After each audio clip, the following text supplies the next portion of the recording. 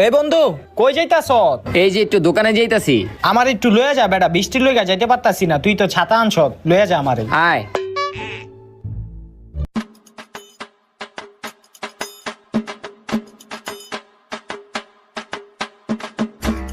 ঠিক আছে বন্ধু, তুই যা, আমি বাসে যাই গা। আচ্ছা।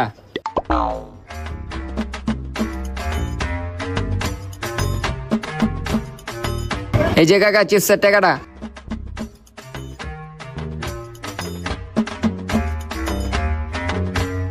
হ্যাঁ রে, বাইরে অনেক বৃষ্টি, ছাতাটা এদিকে রাহি, ছাতাটা না থাকলেই ভিজে যেতাম গা। বুইয়া চিপসটা খাই,